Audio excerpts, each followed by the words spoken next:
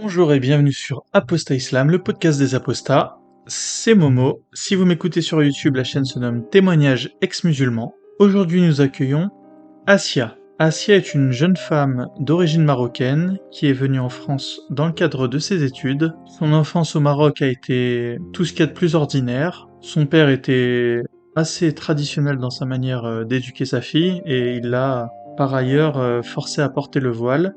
Et Assia nous racontera comment cela s'est passé, cet événement dans sa vie d'adolescente. Elle nous parlera également de son arrivée en France et de sa rencontre avec son premier petit ami qui était une personne très violente. Et on va ensuite apprendre à la connaître. Et on va ainsi tenter de découvrir cette jeune femme très courageuse. Je voulais également vous parler de l'Apostasy Day. Donc cette année, alors l'Apostasy Day, il faut savoir que c'est le 22 août de chaque année. C'est une initiative qui a été validée à l'ONU et qui a été initiée par Mariam Namazie et son collectif des ex-musulmans de Grande-Bretagne. Et l'Apostasy Day est en France depuis l'année dernière l'occasion pour tous les apostats en France de promouvoir l'apostasie au sein du grand public. Et cette année, le point d'orgue a été un grand live marathon de 9 heures dont j'ai proposé de réaliser un petit résumé que vous retrouverez sur le podcast et qui dure 25 minutes. Donc c'est une bonne manière pour vous de soit de réécouter les moments forts de cet Apostasy Day, soit de découvrir un peu ce dont il a été question ce jour-là. Donc merci à tous les organisateurs, merci à toutes les personnes qui ont participé à ce live qui restera dans les annales. N'oubliez pas que si vous voulez réaliser une interview, il vous suffit de me contacter sur mon adresse email apostatislam@gmail.com. Toutes les informations figurent en description. Et à présent, je vous souhaite une bonne interview avec Assia.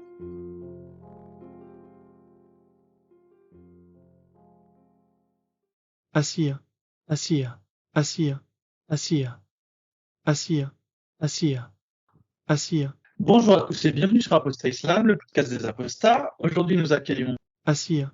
Et Assia. pour commencer, je te laisse te présenter aux auditeurs. Alors bonjour tout le monde. Oui, c'est une question un peu compliquée, mais je dirais juste, moi j'ai 26 ans, je vis en France, j'essaye de vivre et survivre comme tout le monde, je dirais. J'aime bien les idées, j'aime bien les nouvelles idées, like new ways of thinking, voilà. C'est tout ce que je peux dire en quelque sorte. Du coup, tu as grandi au Maroc. Est-ce que tu peux nous parler de ton enfance? Alors, à vrai dire, mon enfance, j'ai pas beaucoup de like memories qui sont vraiment très heureuses. C'est pas que je veux être négative, mais c'est comme si je veux pas penser à mon enfance, tu vois. Mais bien sûr qu'il y avait des moments qui me manquent maintenant, comme étant adulte. Parle-nous des moments qui te manquent, choses positives que tu as eues, des sensations, des contacts. Ouais.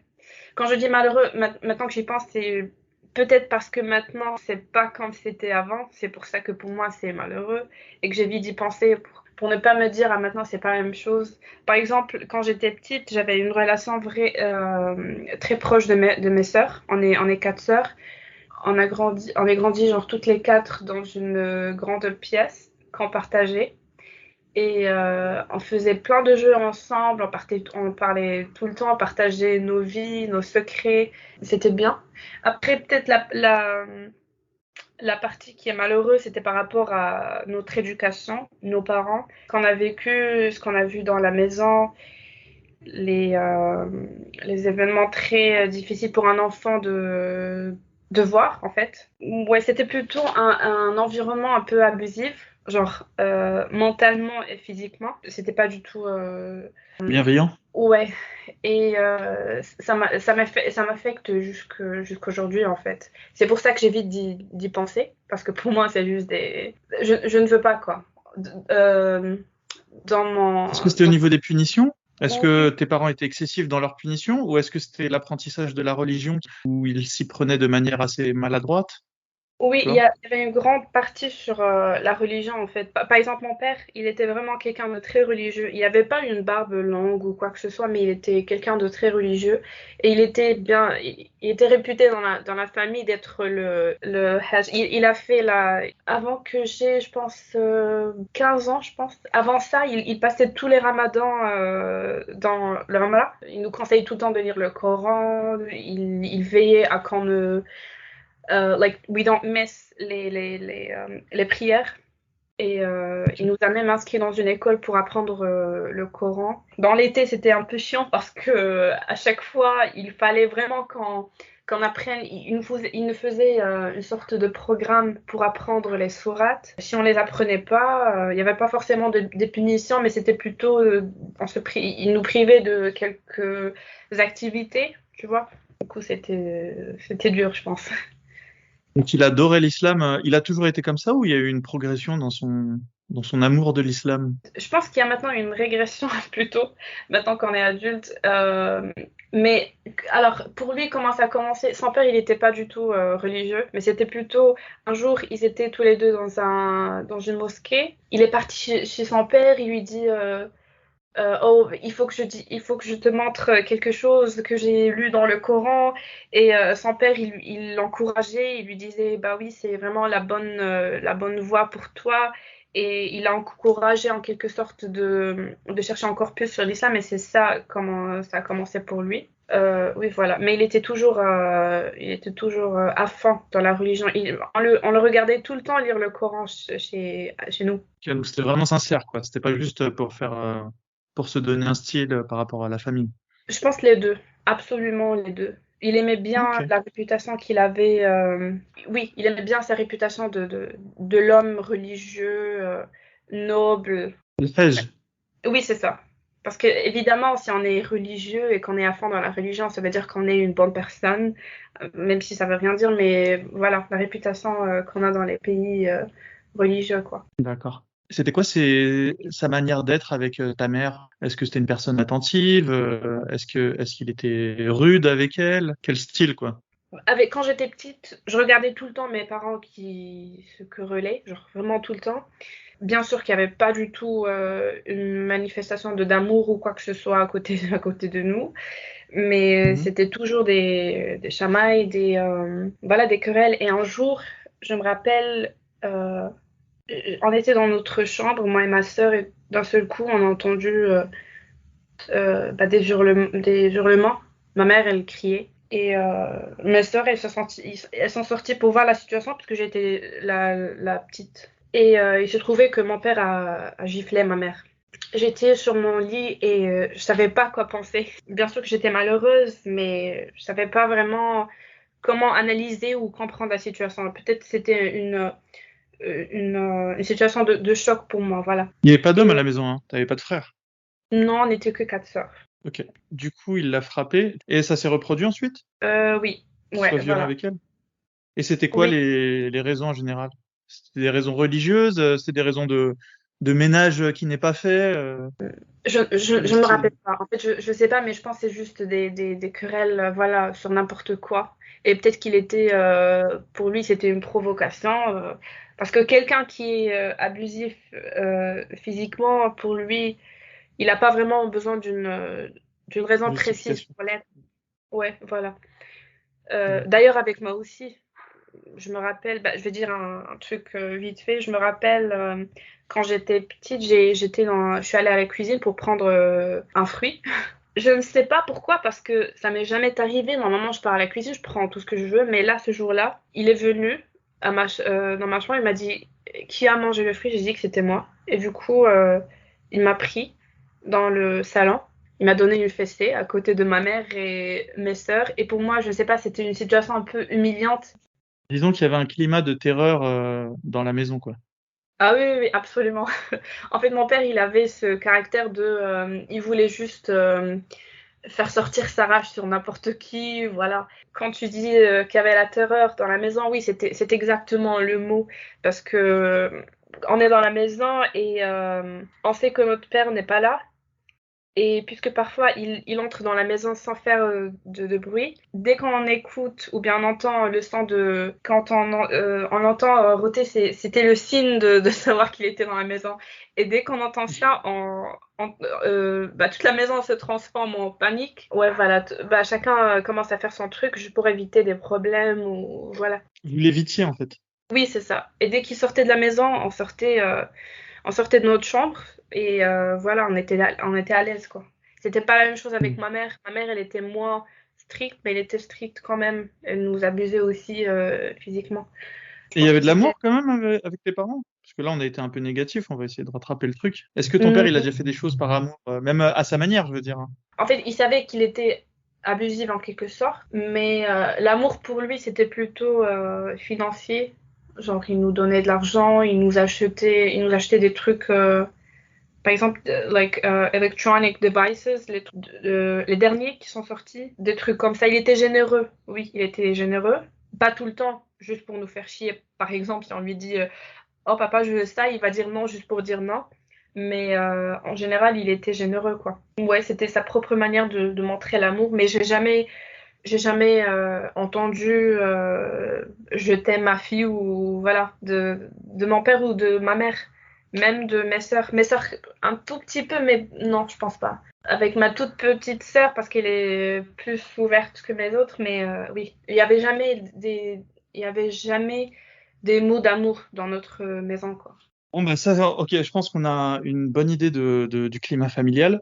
Est-ce que tu penses que cette manière de faire vivre une famille, c'est une manière qui est ordinaire au Maroc? Tu penses que tes cousins, par exemple, c'était pareil, Ah oui, oui, oui, ou... absolument, absolument. Après, je sais que, par exemple, maintenant, quand j'ai grandi, j'ai des amis à moi.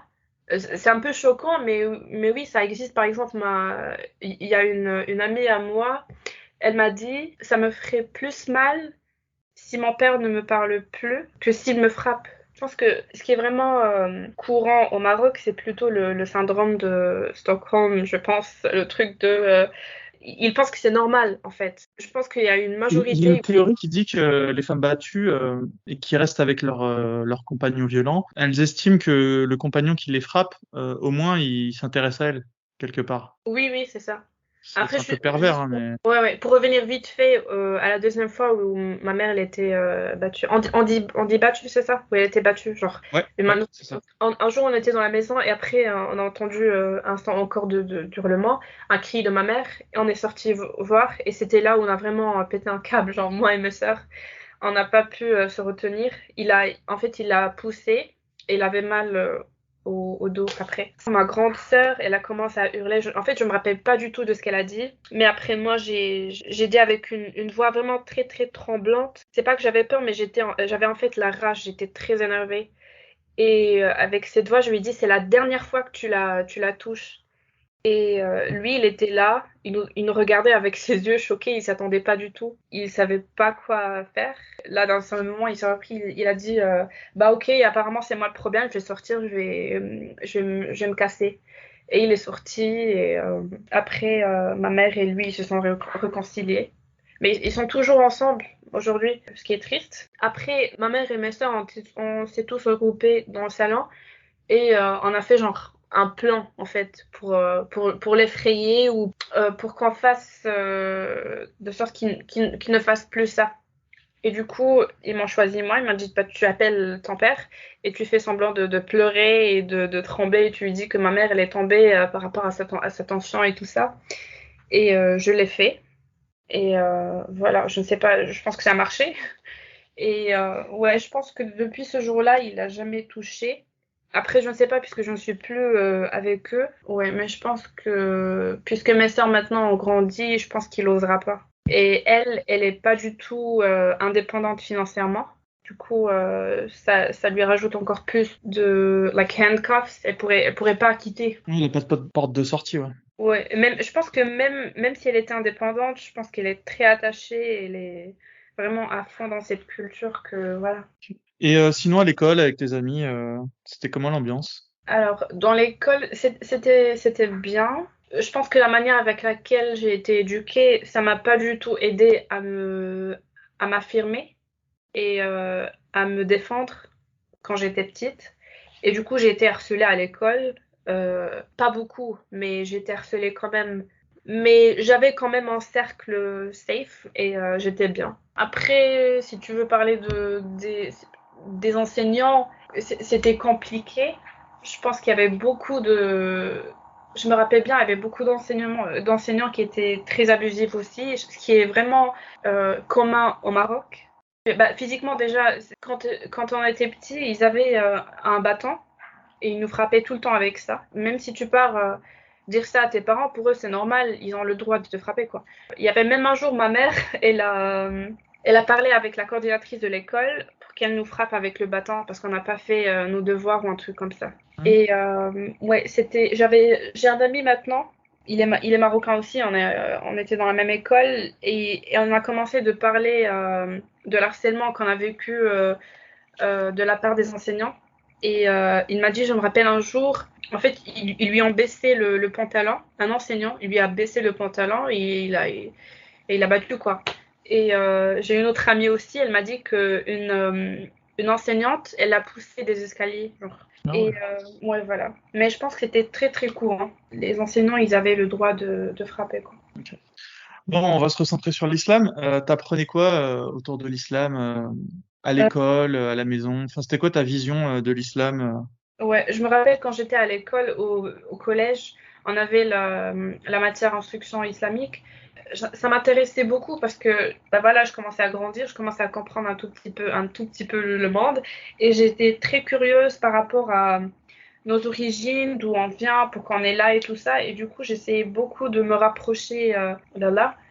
Et je me rappelle un jour dans la voiture, j'ai dit à mon père, ah, je suis vraiment très frustrée parce que ce qu'on nous enseigne dans l'école, c'est pas du tout vraiment du vrai islam. C'est comme s'ils nous donnent juste des hadiths, voilà, qui sont pas vraiment utiles. Mais au contraire, maintenant que je me rends compte et maintenant que je grandis et je me rappelle de quelques hadiths qu'on a vus dans l'école et des versets, c'était catastrophique.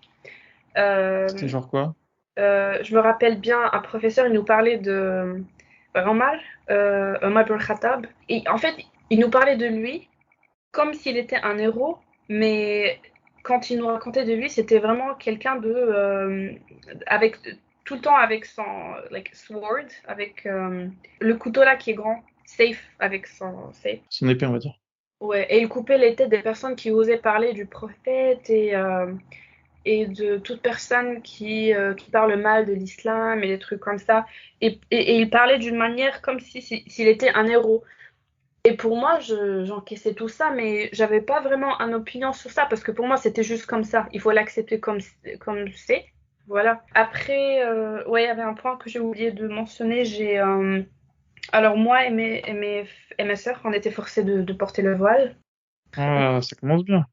Ouais, ouais. Mes deux grandes sœurs, Comment elles est-ce ont... qu'on vous l'a présenté tout ça? Ah ben Comment? déjà, toi, t'as vu tes sœurs se voiler alors du coup, avant toi. Donc Oui, tu oui, oui. savais à quelle sauce t'allais être mangé. Ouais, exactement. J'attendais toujours le jour. C'était horrible. Oh. Ouais, du coup, elles ont Alors c'est quoi la subi. Donc, méthode? dès que mon père leur avait dit de porter le voile, elles l'ont porté sans aucune discussion ou quoi que ce soit. Et du coup, moi, comme tu as dit, puisque je savais, donc bien sûr, j'allais me tromper, j'attendais toujours ce jour et j'avais si peur. Et un jour, puisqu'en fait, il n'osera pas faire ça à côté de mes sœurs parce qu'il s'est dit peut-être qu'ils vont me défendre. Du coup, il a Hmm. laissé jusqu'au moment où, je me rappelle, c'était un vendredi. C'était entre midi et 14 heures. Et là, j'allais sortir de chez moi pour aller à l'école. Et je portais un pantalon, jugé par lui bien moulant. Et il m'a dit, qu'est-ce que tu portes là? J'ai dit, je sais pas, c'est tout ce que j'ai pas d'autre jean pour porter. Pour porter, c'est le seul que j'ai trouvé. Et il m'a dit, vas-y dans ta chambre et porte le voile. J'ai paniqué, et parce que j'étais toute seule à la maison, juste avec lui. Je suis entrée dans ma chambre, j'ai essayé d'encaisser le choc et la panique. Et après, je me suis dit, je ne sais pas, je vais juste sortir sans rien dire, et peut-être qu'il va me laisser. Et du coup, je suis sortie. Je suis sortie de ma chambre et j'allais vers la porte principale pour aller. Il me dit, tu vas où? Il est où ton voile? Je lui dis, mais papa, je vais pas le porter. Il m'a dit, comment tu veux pas le porter? J'ai dit, je ne sais pas, je ne veux pas, voilà, je ne veux pas. Et là, il a commencé à hurler et à crier. J'ai commencé à pleurer. J'avais des larmes partout. Vraiment, like, I was sobbing. Et après, il m'a dit, vas-y à la salle de bain pour te laver le visage. Je lavais mon visage et lui, il était à côté de moi. Il a pris, like, his shoe. Il faisait semblant qu'il allait me battre, quoi. Oui, il te menaçait, quoi. Oui, c'est ça. Et le problème, c'est que j'avais déjà des larmes et j'essayais de laver mon visage et il était à côté de moi comme ça, genre en train de me mettre la pression. Et voilà, finalement, j'ai terminé par subir puisque j'étais en Finalement, tu as fini par le porter de ton propre choix. Oui, pas mon propre choix, mais oui, genre, voilà. Ton propre choix, Oui, voilà, ma suggéré propre volonté. par ton père. Oui, c'est ça. Euh, Ah là là. Et tu te rappelles ton premier jour à l'école avec tes copines quand tu ah avais oui, ton voile? beaucoup. Il y a des moments d'horreur que je me rappelle vraiment, dont je me rappelle vraiment des détails, comme celui-là, genre, je me rappelle que c'était un vendredi, je me rappelle que c'était entre midi et 30, je me rappelle bien. Et du coup, je suis allée et personne n'a fait la remarque ou quoi que ce soit. Mais ça se voyait que j'avais les yeux bien rouges. Je ne sais pas pourquoi personne n'a dit une remarque. Franchement, je ne sais pas. Peut-être pour eux, c'était pas like a big deal. Du coup, je me suis juste assise et avec mes copines à côté de moi, j'ai commencé à leur raconter. Peut-être pas le détail du shoe, mais j'ai dit quand même que c'était forcé, voilà. Et elles ont essayé de me faire monter le moral. Et voilà. Mais depuis ce jour-là, en fait, puisque j'habitais juste à côté de l'école, en fait, pendant mon enfance, j'allais juste à l'école et après à la maison. L'école, la maison, si on sortait, c'était en famille. Mes sœurs, elles avaient plus de liberté comparé à moi. Ah, ça se fait. Comment tu l'expliques? Parce que parfois, ils étaient autorisés de sortir avec leurs copines, même si elles étaient au collège. Il y avait une fois aussi, il y avait une fête organisée par l'école, on l'appelait la Boom. C'était plutôt comme une boîte de nuit organisée par l'école, dans l'école, voilà. Elles avaient le droit d'y aller, mais moi, quand il y avait mon tour, ils m'ont pas laissé. Et du coup, quand j'ai été forcée de porter le voile et tout ça, j'ai enlevé le voile quand je sortais de l'école, quand je sortais de la maison, voilà. Quand je m'éloigne un tout petit peu de la maison. Du coup, le fait que tu étais arrivé à l'école avec les yeux rouges, est-ce Ouais. qu'ensuite ça t'a, avec donc ton voile, est-ce qu'ensuite il y a eu des anecdotes où tu as revu d'autres élèves de ta classe, tu vois, avec le même phénomène? Euh, Ah, Est-ce que tu as vu des filles venir en classe voilées alors qu'elles ne l'étaient pas? Et comment est-ce que tu as vécu cette situation? Est-ce que tu es parti leur parler? Est-ce que tu aurais aimé qu'on fasse avec toi quelque chose? Voilà, est-ce que tu as ça t'a ouvert sur enfin un nouveau phénomène, quoi? Et du coup, que tu aurais pu. ouais. J'ai jamais pensé à ça, mais c'est intéressant comme question maintenant que je pense. Maintenant que j'y pense, en fait, oui, il y avait plein de cas où il y avait des filles non voilées qui venaient un jour voilées d'un seul coup.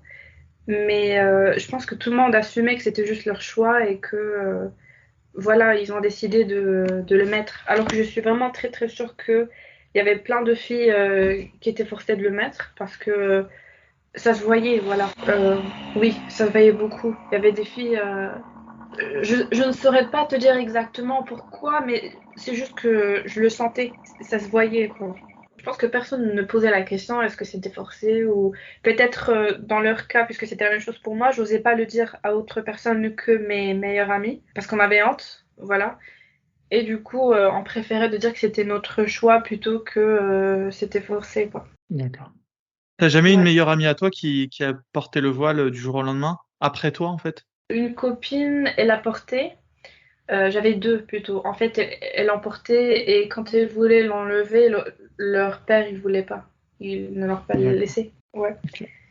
Donc ouais, elles étaient un peu Euh, dans le même cas que toi, en fait, oui, dans la même oui, c'est situation. ça. Comme l'apostasie, genre bah, quand t'es dans l'islam, tu peux plus sortir. C'est un peu la même chose avec le hijab. Moi, jamais dans ma vie, j'ai pensé que j'allais me débarrasser du hijab parce que pour moi, c'était Déjà dans ma tête, je resterais dans l'islam pour le reste de ma vie. J'étais bien convaincue que c'était la bonne religion. Et en plus, je me disais, si j'enlève le voile, c'est un truc mauvais, quoi. Je pouvais pas risquer de partir en enfer, quoi. Est-ce qu'il y a une dernière chose à dire sur l'éducation islamique au Maroc? Est-ce que tu as une dernière anecdote à nous faire partager? Sinon, on avance sur ton arrivée en France, comme tu veux. Quand j'étais à l'école, il y avait vraiment des hadiths qui sont vraiment très, genre pas du tout adaptés à notre âge. C'était violent et le fait que ça soit dans le programme, je trouve que c'est disturbing, really disturbing, parce que ça va vraiment contribuer à que l'enfant avoir des idées voilà, pas adéquates par rapport à son âge et que ça va grandir avec lui. Sauf s'il arrive à s'en sortir avec d'autres idées, quoi.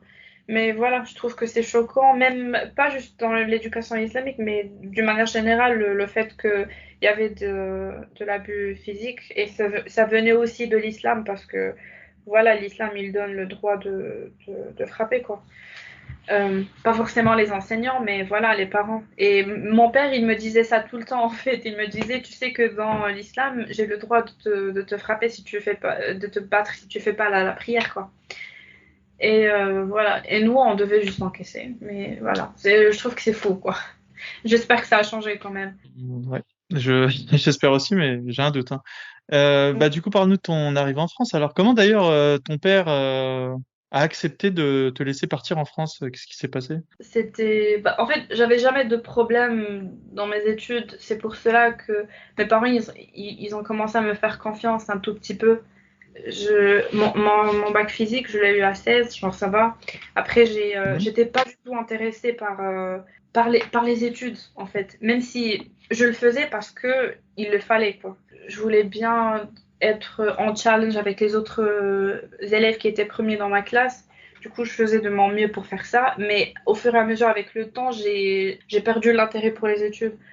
Et du coup, quand j'ai pris mon bac, après, il a fallu que je me concentre sur la préparation des concours.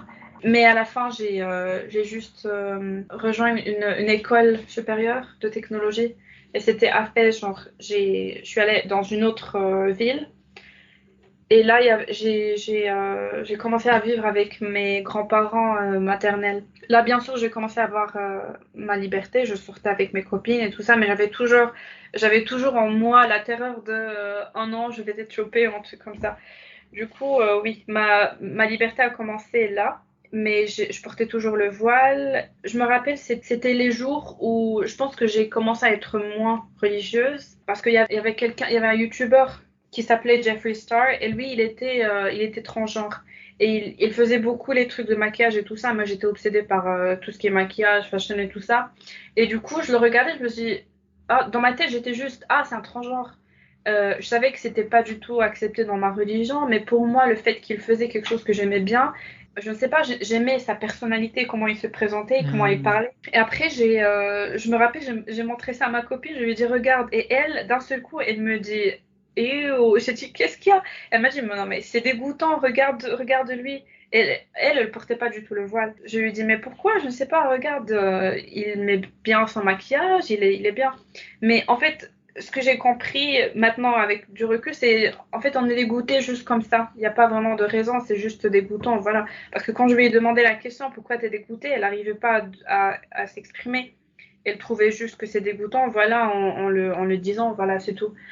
Ouais, et du coup, voilà, les 2 années sont passées. Et après, ma sœur, elle était déjà en France. Et un jour, mon père, il m'appelle. Parce que ma mère, elle m'a dit, ne rêve pas d'aller en France. Elle savait que j'étais... Elle sentait l'apostate. Oui, Elle a fait oui, c'est ça. l'intuition maternelle. Ouais, voilà, elle le sentait. Et du coup, un jour, mon père, il m'a appelé, il m'a dit, tu postules pour la France. Et moi, j'étais très... ce moment-là était... un des moments les plus heureux de ma vie. J'étais très excitée parce que ma copine, elle faisait la procédure et moi je la faisais pas. Du coup, ça me faisait un peu mal qu'elle allait et moi je l'allais pas. Et quand mon père il m'a appelée, j'étais très heureuse et voilà. Et ma mère, bien sûr, elle n'était pas trop contente, mais voilà, elle a fini par accepter comme mon père. De toute façon, elle n'avait pas le choix. Et avant, juste pour que tout soit clair, pour parler par exemple de mes sœurs, juste avant d'avancer, pour que tu aies une idée un peu claire de comment ma relation avec mes sœurs est devenue avec le temps. Quand j'étais en deuxième année collège, c'était là, en fait, quand j'ai porté le voile, bien sûr que j'ai commencé à être rebelle un peu, que je fasse sortir ma tristesse en être rebelle. Et du coup, c'était la première fois où j'ai eu un copain. Un jour, je lui parlais au téléphone, mais il n'y avait rien de romantique ou quoi que ce soit. Parce que j'étais chez moi, je savais que ma sœur, elle était là. Mais je savais pas qu'elle m'entendait, qu'elle m'écoutait. D'accord. Et quand j'ai raccroché, elle est venue, elle m'a donné une gifle. Et elle a commencé à pleurer. Elle me dit, bah, c'est comme ça que nos parents nous ont élevés, et tatati. Voilà, des trucs comme ça. Et cette sœur-là, elle est vraiment très, très religieuse. Ouais.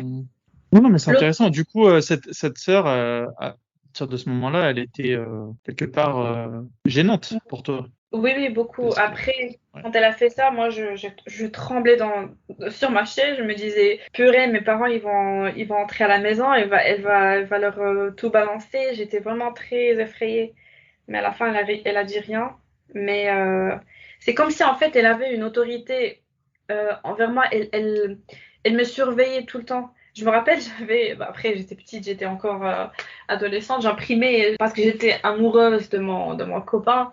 Et du coup, je voulais montrer à mes copines nos conversations et je les gardais sur le Word. Et elle a vu la conversation et elle venait à chaque fois me chier sur la tête, quoi.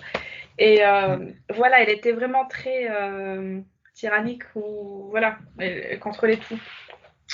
Il y a Euh, quelque chose comme ça au Maroc où le grand frère ou la grande sœur, enfin l'aîné en tout cas, a un espèce de droit, enfin se donne le droit, ou je sais pas d'où ça vient, mais de D'ailleurs, contrôler les petits frères et les petites sœurs. ouais, ouais. En plus, elle n'était pas la plus grande, il y avait celle qui est plus grande qu'elle, mais ouais. Elle était comment Euh, la plus grande, l'aînée alors? comment? Elle était comment la plus grande par rapport à toi? Ça D'ailleurs, elle est va. comment son islamité, elle, la plus grande? La plus grande, Elle était pas aussi religieuse, du coup. non, non, elle était plus ouverte par rapport aux relations romantiques ou des trucs comme ça. Je pouvais tout lui raconter. Mais avec le temps, et maintenant, je pense que c'est pas qu'elle est religieuse, mais elle est traditionnelle et elle est plus attachée à la culture. Du coup, c'est à peu près la même chose. Mais avant, c'était pas Elle comme est ça. mariée là? Elles sont Oui, mariées, elle tes est mariée. sœurs? Ouais. Elles sont toutes les deux ingénieures et sont financièrement indépendantes et tout ça, mais ils sont toujours soumis dans leur mentalité. Voilà. Et du coup, voilà, quand je suis venue en France, ma première année, déjà, que j'arrive en France, je me rappelle les 3 mois derniers ou même les 5, j'avais perdu beaucoup de poids parce que, en fait, je pense que c'était une accumulation de stress parce que quand j'ai quitté Casa pour vivre à Fès, là où j'étais quasiment libre à faire tout ce que je voulais, mes parents, notamment ma mère, elle me mettait beaucoup de pression et de culpabilisation au téléphone. Elle me dit, tu m'appelles plus. Et elle m'appelait, elle me dit, t'étais où? Voilà, des trucs comme ça. Et elle me stressait beaucoup. Et je sentais que parfois, elle me faisait pleurer à chaque fois que je raccroche le téléphone. Et je sens mon cœur battre d'une manière vraiment très bizarre. Pardon pour le thème, j'ai commencé à vomir, je commençais à avoir beaucoup de mal à m'endormir. Franchement, c'était un des moments les plus pires de ma vie. C'était trop dur. Tout le monde dormait et moi, je restais. T'avais peur de quoi? T'avais peur que finalement tu n'ailles pas en France? T'avais peur que tes parents sachent que tu sortais avec tes copines? Non, en fait, Qu'est-ce je qui te pense faisait que. vraiment? Alors, la raison pour laquelle je commençais à avoir tous ces symptômes, c'était pas. Je pense. C'est pas que je pense, mais je suis sûre. Ok, Je pense que le transfert entre être bien sheltered dans la maison, genre je suis vraiment avec mes parents, je sors pas, je suis tout le temps avec eux, et là d'un seul coup avoir ma liberté d'un seul coup et faire face à la vie et ses difficultés et tout ça, ça m'a stressée. Quelle Euh, difficulté? la T'étais encore difficulté. shelter? T'étais encore sous le... Non, Enfin, t'étais dans la maison des grands-parents, non?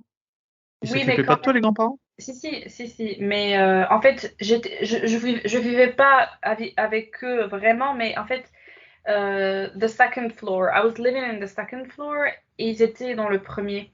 Et du coup, D'accord. je les voyais pas beaucoup. J'étais tout le temps dehors et je rentrais juste pour dormir En fait, le moment où j'ai vraiment commencé à être malade, c'était pendant mon stage. Il a fallu que je fasse un stage et je suis restée chez des membres de famille pendant 2 mois. Et il y avait mon encadrant de stage, il était vraiment très très très très dur. Et du coup, je pense que c'était plutôt bah, voilà, le stress de changer de mode de vie. Voilà, et de leur stress quand ils m'appelaient et tout ça. Ils faisaient quoi quand ils t'appelaient? Ils essayaient de savoir ce que tu faisais? Ils faisaient des menaces? Il faut faire des appels vidéo avec eux quasiment chaque 2 heures ou même heure, tu vois. Et Ah ouais. oui, c'était des appels constants. Bon, peut-être que j'abuse quand je dis 1 heure, mais quand même, minimum 3 fois ou 2 fois par jour, il faut absolument que je leur montre où je suis, ou ce que je fais, voilà. Pas directement, mais indirectement, tu vois, pour eux. Oui, et c'était ça ce qui me stressait en fait. Parce que ça, je l'avais pas quand j'étais avec eux. J'étais juste à l'école et je rentrais chez moi, voilà. À tout moment, ils pouvaient t'appeler et te demander une vidéo, quoi. Donc, ça veut dire que quand t'étais avec tes copines, t'étais même pas tranquille. Oui, oui, c'est ça. J'étais pas du tout tranquille. Je pouvais pas vivre ma vie tranquille. Il faut que je sois toujours, voilà, on guard. C'était Disponible. vraiment. Ouais, ça. Et je pense que c'était le seul moment de ma vie où mon père a été un peu affectionate. Je me rappelle, c'était une nuit, et lui, il s'est levé pour faire la prière de Fajr, de l'aube, je pense. Et il m'a vu en douleur, et il m'a dit, t'as pas du tout dormi? J'ai dit non, parce que je dormais pas du tout de la nuit. Et il m'a serré dans mes bras, et il m'a dit, alors, en français, ça n'a aucun sens, mais en arabe, je vais le dire en arabe, je sais pas si tu comprends. Il m'a dit, Vas-y, dis-le en euh, arabe, je vais essayer de le traduire. oui, il m'a dit, Kbida Diali. Ok. Voilà, Ouais, et mon amour. Mais oui, c'est pas le mot exact. Mais... En fait, t'es une partie de lui, quoi. Kibida, c'est comme partie de sa chair. euh, pardon, je suis un peu émue. Ouais, t'aimais à sa manière, quoi, on va dire. Oui, en fait, puisque j'étais un peu choquée parce que je me suis dit, il m'a jamais dit un truc pareil. Et voilà, du coup, quand ça s'est arrivé, après, je suis allée en France. En fait, ces moments-là où j'étais chez mes parents, c'était quand j'ai terminé le stage et tout ça. Et du coup, je suis revenue chez moi avant que je parte en France. Je suis allée en France et du coup, ma première année, c'était là où tout a vraiment commencé à changer. Je regarde, en fait, il y avait personne, ok. Qu'avec moi-même, j'étais toute seule, je vivais toute seule. Du coup, il y avait personne à m'embêter, tu vois. Elle Même pouvait s'il y encore avait t'appeler, hein. Oui, oui, c'est ça, les appels, bien sûr. Mais quand même, c'est un peu différent. Je ne sais pas, mais c'est très différent, tu vois. C'est pas comme si, par exemple, il y a un problème, ils vont prendre la route et voilà, venir. Je suis Mhm. dans l'autre du monde, en quelque sorte. Et voilà. Oui, J'ai envie de j'étais. savoir, c'était quoi l'image que tu avais de la France avant d'arriver et qu'est-ce que tu as trouvé en arrivant? Qu'est-ce qui t'a surpris? Alors déjà, on était déjà en fait, on est venu en famille en France. On a fait un petit tour de l'Europe en 2016, moi et mes parents et mes sœurs. Du coup, j'avais une idée un peu avant que je vienne définitivement en France. Oui, et c'était un choc culturel, bien sûr, parce que, bien sûr, le Maroc et la France, c'est très, très différent. Et j'ai aimé, bien sûr, j'ai beaucoup aimé. Voilà. Et du coup, quand je suis venue en France pour les études, puisque j'étais malade et tout ça, j'avais du mal à assister aux cours parce que parce que déjà j'avais une anémie et en plus j'étais mal tout le temps par rapport à mon estomac et tout ça. Et je partais tout le temps chez le médecin. Et puisque j'étais mal, je voulais me rapprocher un peu de Dieu, voilà, puisque on s'approche de Dieu pour qu'il nous guérisse, quoi. Pour moi, c'était la seule solution, puisqu'avec les médecins, ils me disaient qu'il n'y avait rien, ils voyaient rien, et j'attendais mon rendez-vous de fibroscopie et coloscopie. Et donc, du coup, l'islam est la solution, comme diraient les frères musulmans d'ailleurs. Oui, c'est ça, c'est la solution ultime. Je priais en fait. Je priais, je pleurais pendant mes prières. C'était vraiment un truc bien, bien Voilà, chargé. Et je lisais le Coran, bien sûr. Je me levais pour faire la prière de l'aube. Sachant que quand je vivais avec mes parents, mon père, il allait tout le temps faire la prière à la mosquée, même quand il y a la prière de le Fajr, de l'aube. Il nous réveillait pour faire la prière, mais dès qu'il sortait de la maison, on revenait pour dormir, quoi. Parce qu'on voulait pas, quoi.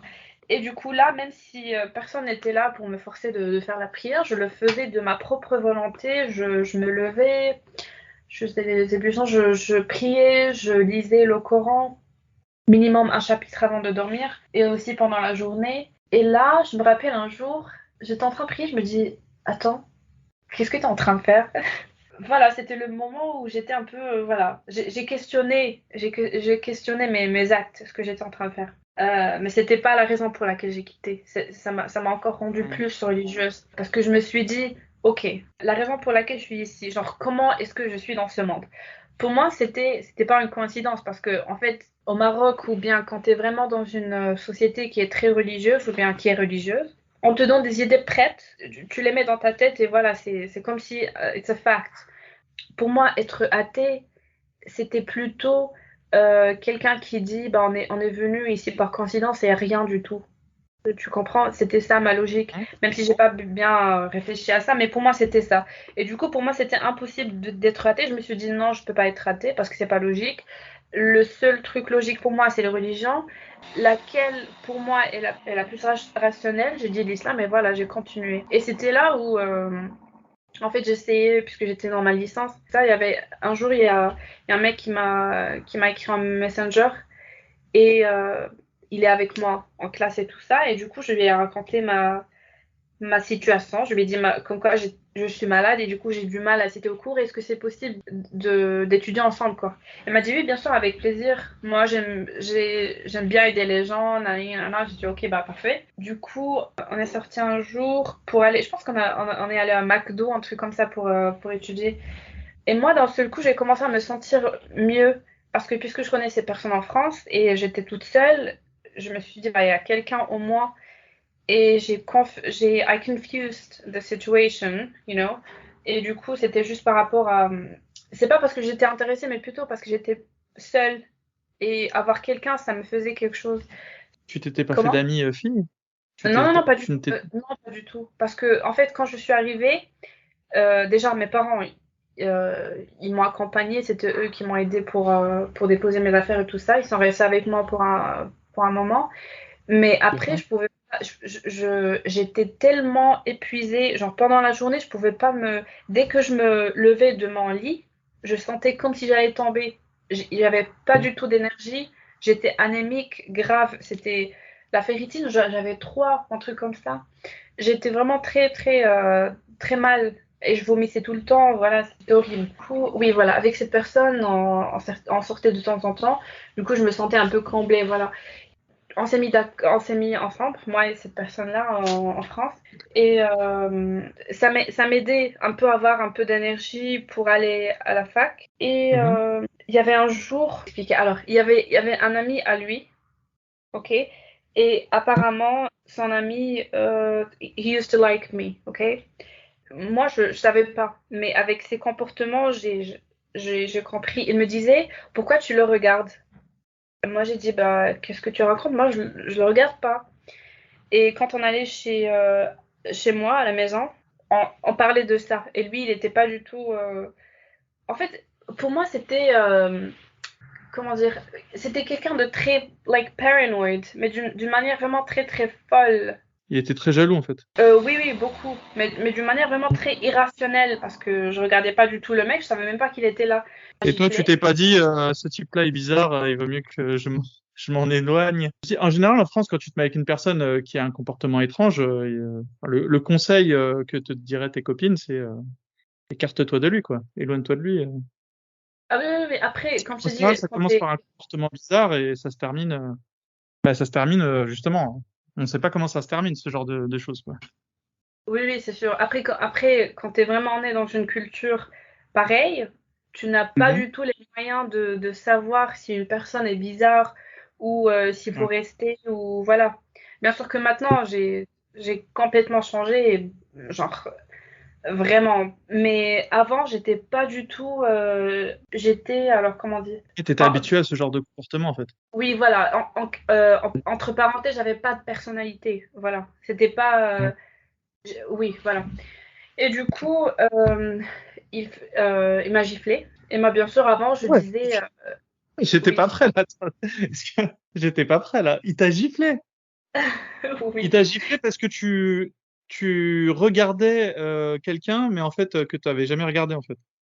Oui, c'est ça. Ok. Et du Oh, bah, un bon coup, psychopathe. Ok. oui, oui, maintenant que je me rends, c'est vraiment un psychopathe, je pense.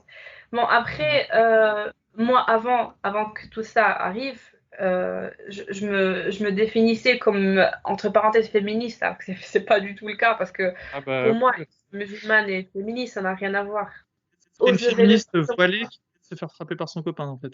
C'est ça? Ouais, c'est ça, Ok. J'ai bien résumé le voilà, bordel. the perfect definition of Ah, feminism. bah là, c'est la bonne. Oui, oui, voilà. Comme quoi, Oui, la définition de féminisme, c'est assez large, hein. oui, après, je pense pas. Je pense que c'est juste les autres interprétations qui sont venues après. Mais le féminisme, pour moi, c'est juste une femme qui a vraiment le droit de vivre avec les mêmes droits que l'homme. Et voilà. Quand il m'a giflé et tout ça, j'étais sous le choc. Bien sûr que je l'ai viré, I kicked him out. Je lui ai dit, bah, tu sors et tout ça. Après, il est venu me parler, mais puisque j'étais toute seule encore. Et voilà, je me sentais toute seule et effrayée parce que avec la maladie et du coup avoir quelqu'un dans mes côtés, c'était même si c'était toxique, voilà. Ouais, au moins, il y avait une personne, quoi. T'étais vraiment isolé, quoi. Tu te sentais vraiment seul, quoi. Oui, oui, oui, très isolée. Mais Alors que tu t'es pas maintenant, fait d'amis, tu t'es pas fait d'amis filles, ensuite, par la suite? T'avais pas de non, pas copine vraiment. en classe? Non, parce que moi déjà, je ne suis pas quelqu'un de like, I'm not like extrovert. Je suis vraiment dans mes I'm an introvert, ok? Et Ok. Ouais. même si je voulais faire des amis, je ne savais pas exactement comment m'intégrer, voilà. Qu'est-ce que tu faisais mal, enfin, qu'est-ce qui te manquait à l'époque? Bah, je pense que quitter l'islam, c'est ça ce qui me manquait. Parce Ah ouais, que, à ce point-là. Ok. ah oui, bien sûr, parce que quand on est dans l'islam, on est complètement soumise. Mais complètement, parce que les gens, ils pensent que, bah, là, par exemple, quand je te dis, il me manquait quitter l'islam, on peut, par exemple, ne pas comprendre, mais c'est vraiment le cas, parce que quand tu es dans l'islam, tu as certaines idées qui ne sont pas du tout en accord avec la manière avec laquelle une femme doit vivre, en fait. Même si ça fait pas longtemps, même s'il y a pas longtemps, genre, tout ça, it happened like 6 years ago, mais pour moi, c'est comme si c'est, je ne sais pas, genre, like 10 years ago or 20 years ago, parce que comment je suis maintenant, c'est très, très, très, très différent de comment j'étais. Maintenant, je ne supporte pas le moindre manque de respect ou même si par exemple je suis seule, je ne pourrais pas me mettre avec quelqu'un de toxique juste pour ne pas me sentir seule. Plein de choses quoi. Je m'affirme, T'es une nouvelle oui, personne. oui, c'est complètement différent quoi. Et tout ça vient de l'éducation islamique. Pour te donner un exemple voilà, de l'islam, par exemple, moi, même quand avant qu'il me gifle et tout ça, comme je te disais, j'avais cette mentalité de personne ne pourrait me frapper ou voilà, je ne pourrais jamais être une femme battue quoi. Mais quand ça, Mm. like when it happened, j'étais Mhm. sous le choc et j'ai subi. Mais après quand on s'est mis ensemble encore, il m'a lu le verset fameux, tu le connais, genre Wadelebohunna. En fait, la raison pour laquelle la religion est dangereuse, parce que même si toi like inside of you, tu penses que c'est pas du tout la bonne manière de réfléchir, la religion, elle t'impose des idées, tu vois, Mhm. et tu dis, parce que moi, par exemple, je disais, euh, maybe it's true, you know, peut-être il faut vraiment que je me soumise à Dieu et que lui, il comprend mieux que moi. Je peux pas lui dire, oh non, tu comprends pas. Voilà, des trucs comme ça, quoi. Même si on n'était pas mariés même si j'étais pas mariée avec lui, mais quand même, dans ce contexte. Donc, il a réussi à te faire passer la pilule qu'il a le droit de te frapper en te montrant le Coran. Non, mais j'ai envie que tu m'expliques comment c'est arrivé. Il est arrivé un soir avec son Coran dans la main et il t'a fait lire le verset Ouais, bon, 434. après, Ça s'est passé comment? bah, C'est... C'est un peu lunaire. Oui, je sais que c'est fou. Même maintenant, j'arrive pas. Like, I can't believe that I used to think this way. Parce que c'est un peu fou. C'est vraiment fou. Parce que, en plus, j'étais isolée. J'étais sous son emprise. J'avais personne. Du coup, voilà. En plus, j'étais malade. Du coup, voilà, mon cerveau, il a commencé à, voilà. Bien sûr, il m'a pas montré le Coran, mais puisque tout le monde connaît ce fameux verset, il me l'a juste dit. Et moi, je lui ai dit non, bah, Ouais. c'est pas ça. Je lui ai dit non, c'est pas ça. Et après, il a commencé à me donner, parce que lui, il était hafiz, et en plus de ça, il connaissait plusieurs hadiths. Voilà. Et du coup, il m'expliquait encore plus. Voilà. Et il a réussi à me convaincre. Même si Comment j'étais il t'a pas. convaincu? J'ai envie d'être convaincu. Moi aussi, j'ai envie d'être réussi à.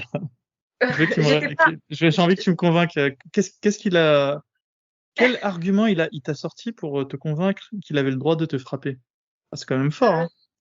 Oui, franchement, je pourrais pas te dire. Parce que même moi, maintenant, j'arrive pas à y croire. J'arrive pas à croire que j'étais convaincue. Après, à côté, like, next to him, je lui montrais pas du tout que j'étais convaincue. Mais quand j'étais seule, je commençais à avoir cette idée-là en loop, and I was like, Ok.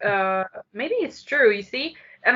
Et du coup, je me disais, oh putain, c'est vraiment, c'est ça ce que je dois faire. Je dois juste me soumettre à Dieu. Il faut pas que je pose des questions, parce que c'est déjà ça the basics of Islam. Like, you should not ask questions. Il faut pas vraiment que tu te demandes des questions. Il faut juste se soumettre, voilà. Et du coup, voilà, c'est pour ça que c'est dangereux. C'est que parfois, we don't think to ourselves, mais c'est plutôt l'islam qui pense pour nous. Tu te soumets entièrement à un dogme, même si ce dogme On n'avait pas de sens. propage des idées avec lesquelles tu n'es pas d'accord. Oui, voilà. Oui, voilà. Du coup, Et c'est. même, je veux Voilà. dire, des idées qui sont du bon sens universel. Je veux dire, comme le fait de ne pas être frappé par son époux devrait être un acquis pour tout le monde, quoi. Et Oui, des acquis aussi basiques sont remis en question par l'islam. comme Ou je t'ai au nom dit, de l'islam, en tout cas. Comment ça s'est comment? passé la suite de votre relation Quand on s'était remis ensemble et tout ça, un jour, on était dehors, tous les deux. Et là, d'un seul coup, je vois ses amis. Et like, parmi ces deux amis là, il y avait le mec là où like, celui, voilà, t'as compris, celui que le fameux ami que tu oui, regardais oui, selon voilà. lui. Et moi, je lui dis, regarde, il y a tes amis. Et instantly, je le regrette, parce que je sais qu'il y aura des problèmes après.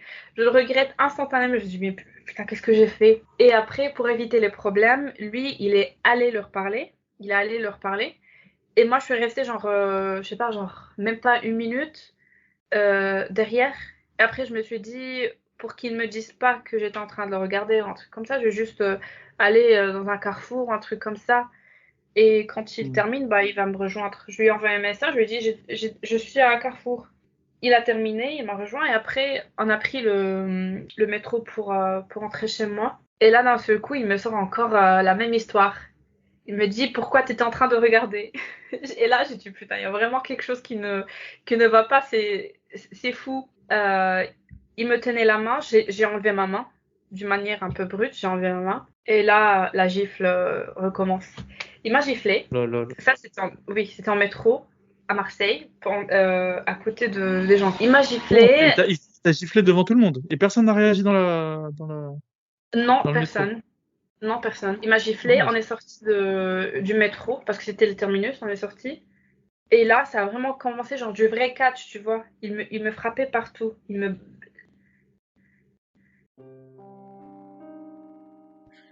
Merci d'être allé jusqu'au bout de la première partie de cette interview. Et pour savoir comment Assia va réussir à se sortir des griffes de son ex-petit compagnon, il faudra tout simplement écouter le deuxième épisode. N'oubliez pas que vous pouvez me contacter sur apostaislam@gmail.com. N'oubliez pas de liker l'épisode et surtout de suivre toutes les chaînes d'Aposta que vous pouvez retrouver sur aposta.fr, le site tenu par l'Aposta Kafir. Et je voulais profiter d'ailleurs de cela pour souhaiter la bienvenue à Ali Babal qui a ouvert sa nouvelle chaîne d'Aposta que vous pourrez donc retrouver également sur le site internet tenu par l'Aposta Kafir. Et Ali Babal qui s'est mis en tête de démonter l'ensemble du Coran et des hadiths. Donc bon courage à lui et on te souhaite Alibaba de réussir ton entreprise de démystification de l'islam. Je voulais également vous proposer de prolonger l'expérience auditive avec une chaîne YouTube que j'ai découvert il y a quelques temps et que je trouve très intéressante. Elle s'appelle Métro Boulot Philo et elle propose cette chaîne YouTube les cours qu'avait donné il y a quelques années Luc Ferry, le philosophe, au Collège de France. Et ce sont des cours vraiment de très très très bonne qualité. Et dans ces cours, Luc Ferry va parler de philosophie et également de mythologie, de la mythologie grecque. Et c'est vraiment un travail d'une érudition incroyable. Et donc la chaîne se nomme Métro Boulot Philo. Ce sera mon petit conseil écoute de la semaine, avec voilà en particulier les cours qu'a donné Luc Ferry. Et c'est vraiment incroyable de nos jours les choses qu'on peut trouver gratuitement sur internet, même si je me doute que Luc Ferry n'a pas donné son accord pour la diffusion de ses travaux. Et quant à moi, il ne me reste plus qu'à vous souhaiter une bonne écoute et à vous dire à très bientôt.